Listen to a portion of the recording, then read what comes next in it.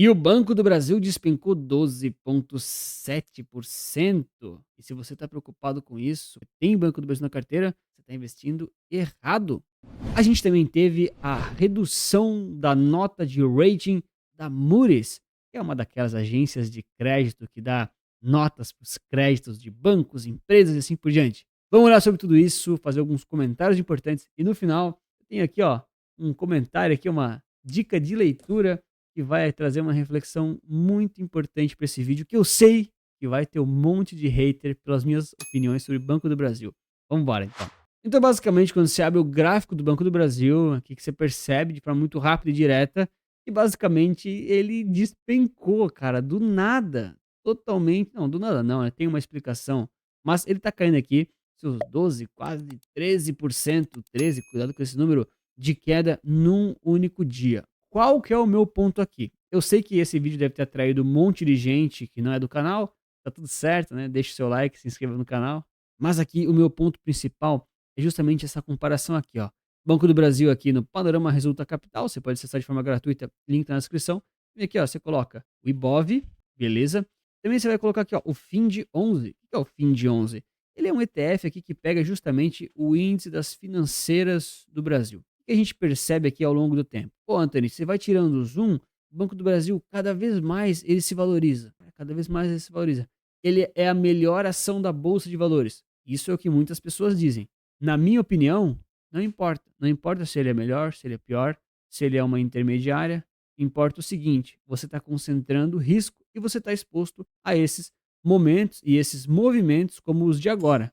E claro, já aproveito para falar para mim, se você tem Banco do Brasil na carteira, seja por um ETF ou seja fazendo stock picking mesmo, eu sei que essa ação, se não me engano, tem 1,5 milhão de investidores. E olha aqui, 1,5 milhão, acho que dos 6 milhões que tem no Brasil, né? É o quê? Quase 25% da população investidora da bolsa. É muita gente, né, cara? Cuidado com a sardinice. Então, quando a gente avalia aqui, só para deixar uma pulga atrás da orelha do pessoal, né, no year to date, o que a gente percebe em relação ao Banco do Brasil, Ibov e FIND11? Bom, nesse ano aqui, pegando apenas 2025, o FIND11 está batendo o Ibov e também está batendo o BBAS3. Isso não quer dizer que o setor financeiro é o melhor investimento do mundo. Estou falando que quando você diversifica o investimento através de ETFs, seja setoriais, como o FIND11, que tem análise no canal, ou então através do Ibovespa, que é simplesmente o índice que pega a média do Brasil, você fica mais seguro e menos exposto a crashes de menos 12%, como esses de hoje do Banco do Brasil.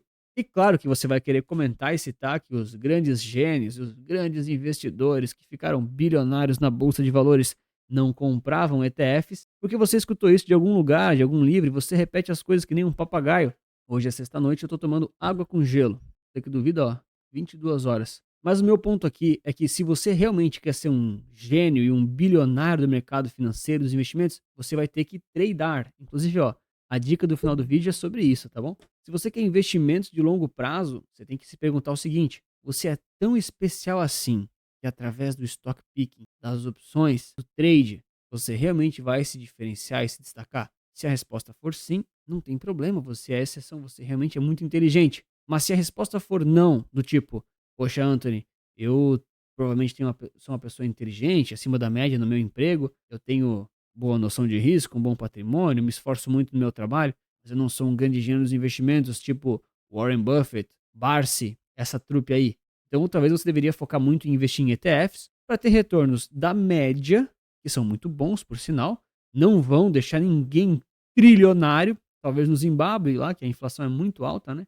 Mas que você aí vai ter tempo para sua vida, para sua família, para os seus projetos, para poder viajar, curtir seus filhos, talvez estudar para passar num próximo concurso público, ou talvez expandir a sua empresa, não sei se você é empresário, e aqui os cumprimentos. Mas o meu ponto aqui é o seguinte: não me interessa as causas do Banco do Brasil ter caído ou não. É óbvio que eu li quais foram, é óbvio que eu sei um pouco da tese, do que elas caíram, do resultado, da frustração, da expectativa. Tudo bobagem. Esse livro aqui explica o porquê que isso é bobagem. Eu vou falar até o final do vídeo sobre esse livro. O meu ponto aqui é o seguinte, cara. Eu sei que muita gente está comprando só porque caiu 12%, e eu não estou falando que é um investimento ruim.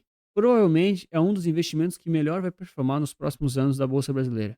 Mas a pergunta que você tem que se fazer é a seguinte: você tem que mesmo ter isso na carteira?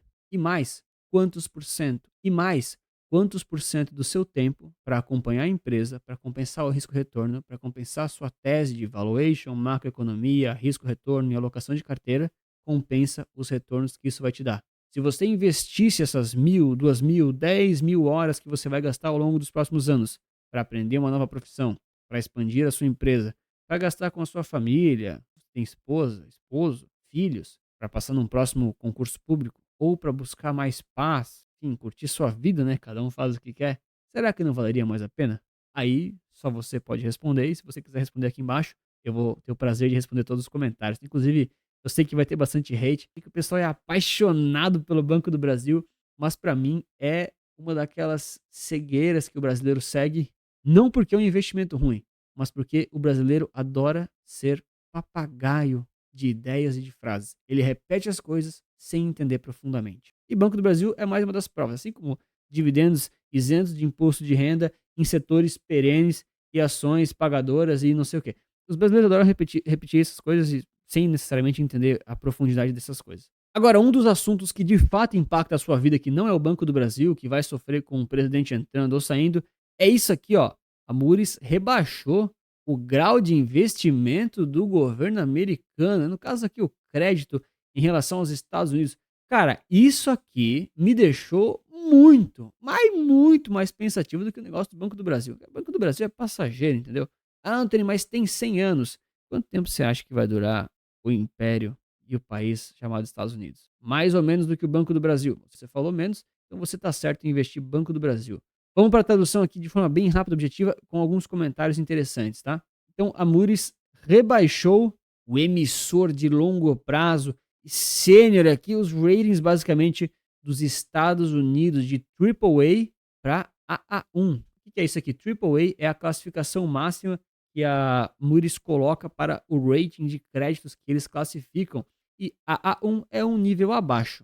Ó, acabei de abrir só para mostrar para vocês, tá? Então, aqui tem as três mais famosas agências de rating de créditos. Então, elas são as mais famosas para justamente avaliar o nível de crédito de países, empresas, ações e assim por diante. E elas têm aqui essa tabelinha, tá? Isso aqui, inclusive, caiu na prova do CNPI. Isso aqui é importante mesmo, tá, cara? Isso aqui é realmente importante. Então, tem a Moody's, o S&P e a Fitch. No caso, a gente tá falando aqui da Moody's, tá bom? E aí era AAA, com 3 As, e virou AA1, tá bom? Então rebaixou um pouquinho a nota de crédito. Ah, Anthony, qual que é o do Brasil? Olha, eu não lembro de cabeça, mas é ruim, hein? Provavelmente esse aqui, ó. É Non-Investment Grade, Speculative. Esse aqui, ó. Provavelmente é um desses. Acho que era BA3, se não me engano, tá? Não tenho certeza dessa informação. Ó, aqui já diz Junk, né? Aqui para baixo é Junk Bonds. Se você investe em Banco do Brasil, você está investindo em Junk, em países com Junk Bonds. E aí a Moody's ressalta muito aqui em relação aqui à dívida do governo, pagamento aqui de juros, né? Interest payments, e agora estão materialmente acima aqui de uma camada regular, né? Isso aqui acabou levando a essas decisões. E aí eles ainda ressaltam, né, que toda a administração dos Estados Unidos e do Congresso falharam em entrar em acordos, medidas e que basicamente aqui, ó, o fiscal dos Estados Unidos está sendo colocado em xeque. Claro que não é o mesmo cheque do governo brasileiro, tá? Vamos ser bem sinceros aqui, não é a mesma coisa, mas existe de fato, de forma pública, nítida e anunciada, um problema fiscal e uma percepção ruim pública em termos do fiscal americano. Agora é diferente. Não é só sobre a minha opinião nem a sua. É sobre o que o mundo inteiro está lendo. E essa parte aqui, ela é muito interessante, tá? A Moody's, ela foi a última dessas três grandes agências que a gente viu aqui, né? A Moody's, S&P e Fitch, que de fato baixou o rating, tá certo? Então, Fitch, ela tinha feito esse downgrade em 2023, ou seja, a Fitch já tinha basicamente apontado esses problemas em 2023, falando aqui, ó, expectativa de deterioração fiscal, aqui, tradução bem rápida. E aqui a S&P Global Ratings deu um downgrade em 2011, tá? E é provavelmente por causa daquela crise do subprime de 2008, tá certo? Então aqui a gente tem sinais muito nítidos dessa questão toda que chama a atenção do mercado. Olha, se você gosta desse conteúdo, aproveite para deixar o like e se inscrever no canal, não te custa nada, você vai me ajudar muito e eu vou te agradecer bastante. Agora, a questão toda é que essa notícia ela veio depois das 6, 7 da tarde, da noite, né? E aí o mercado já estava fechado, então não deu tempo de reagir ainda. Agora, sinceramente falando, Eu não acho que isso aqui ele é price maker, tá? Isso aqui, muita coisa disso aqui já estava precificado através dos juros futuros, de outras expectativas em geral, tá? Mas nitidamente não dá para negar que isso aqui é ruim para a imagem de um país. Diga-se o Brasil, por sinal, que tem toda hora notícias como essa, dizendo que o grau de risco é imenso, os indicadores de CDS são horríveis, e assim por diante. Ah, Anthony, não sei o que é CDS. Você faz stock picking? Faço. Cara, fazendo errado. Ah, Anthony, não sei o que é CDS e invisto por ETFs. Aí já é um pouco mais tranquilo. CDS basicamente é um índice que mede aí o risco do país, tá bom? Se quiser eu faço um vídeo especificamente disso, tá?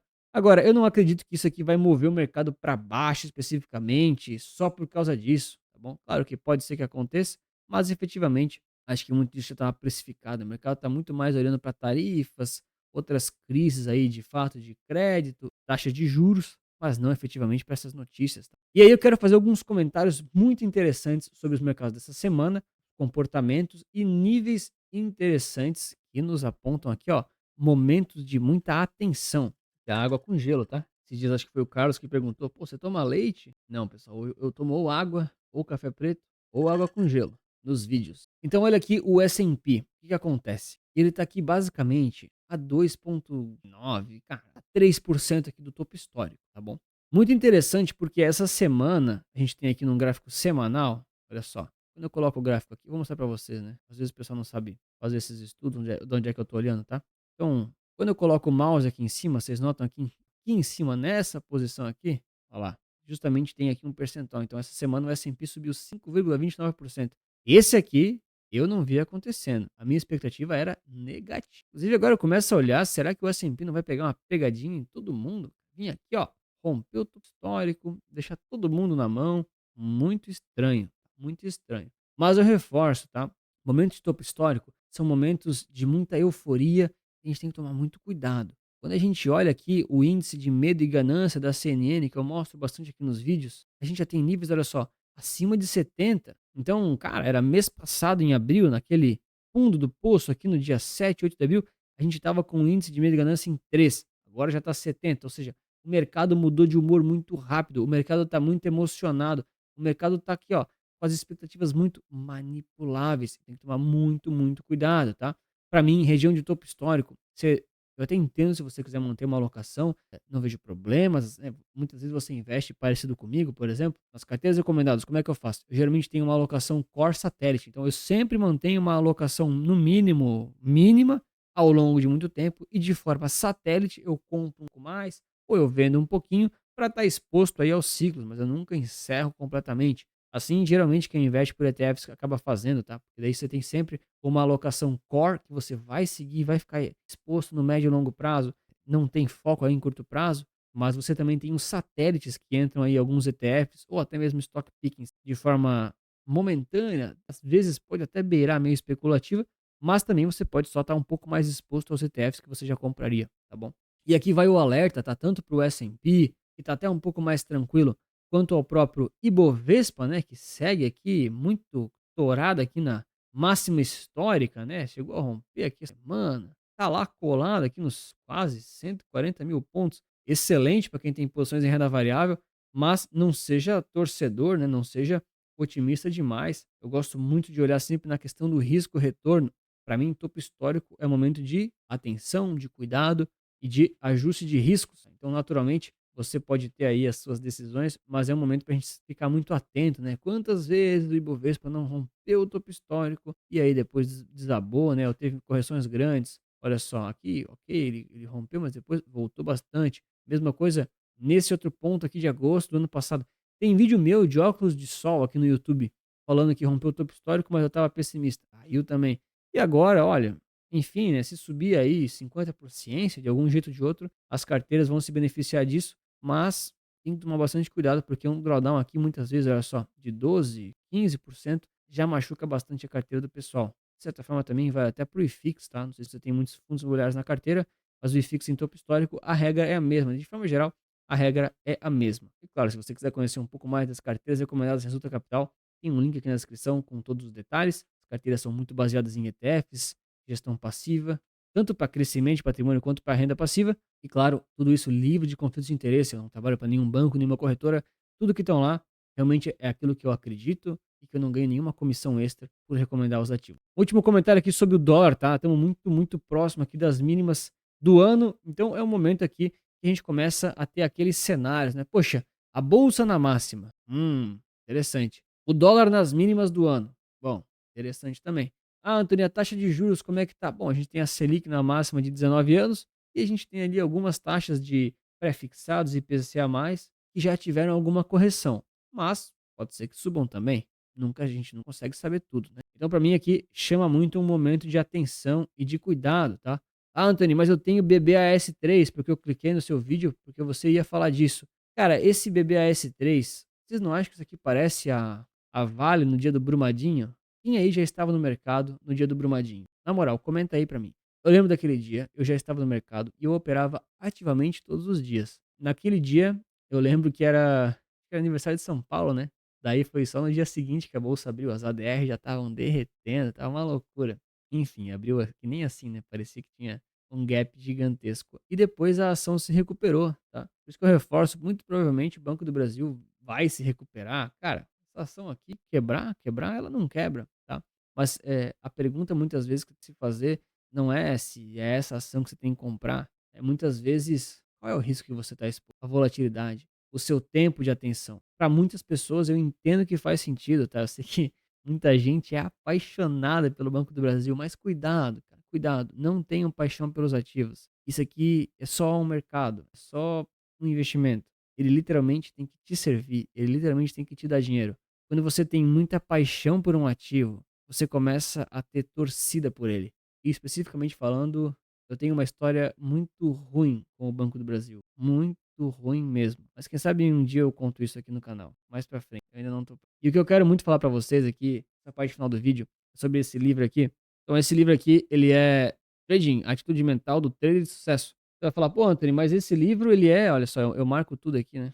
Eu marco com esses marcadorzinhos, sabe, de página. Olha lá, anotações também. Então, por que que eu faço isso? Porque pra mim é bom na hora da leitura, na hora do estudo. Mas por que que eu tô falando desse livro especificamente? Tem um cara aqui do YouTube, o Felipe, ele entrou em contato comigo pelo Instagram. Um abraço aí, Felipe. Não vou falar o sobrenome para, obviamente, para ter aí a privacidade da. E a gente trocou várias ideias. Ele tinha interesse nas carteiras, a gente lá conversando. E ele falou: pô, me sugere aí alguns livros que você tem interesse e tal. Ele contou um pouco da história dele para mim.